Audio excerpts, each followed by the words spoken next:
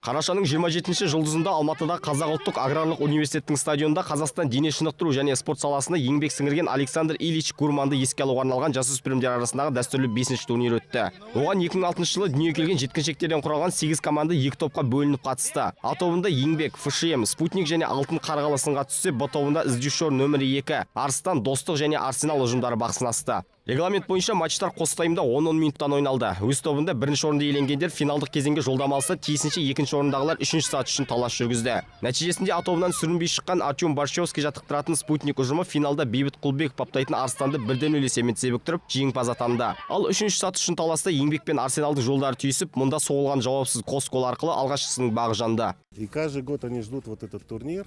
Жыл сайын олар бұл турнирді асыға күтеді. Тіпті бұл құштарлыққа қарап, еліміздің басты командасының өзі қызығар еді. Турнир жалпы жақсы өтті. Барлық командалар сыйлықтан кенде қалған жоқ. Балалардың жүзінен қуанышты да байқадық.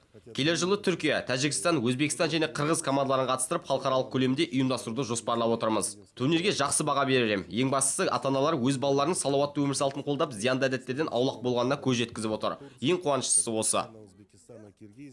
Шараның марапаттау рәсіміне қазақ футболының ардагерлері мен Александр Гурманның таныстары, еңбек сіңірген жаттықтырушылар және достары да қатысты. Жас өрендер өздеріне табысталған сыйлықтарды Дәулет Тұрлыханов, Марат Бейсенғалиев, Михаил Гурман, Марк Гурман секілді елімізге белгілі тұлғалардың қолынан алды. Гурман Алексей Ильич туралы айтып кететін болсақ, марқұмның тірі кезінде жақсы араласқанбыз, таныспыз. Қазақстан Республикасының спортына еңбек сіңірген қайраткер.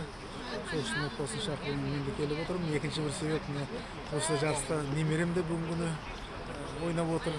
Жаңа қола жүлдеге ілінді. Енді айтып кететінім, осы жарыс өте көңілден шығып отыр. Айтсақ, бұқаралық спортқа жатады, спорттың жоғары көрсеткіші футбол.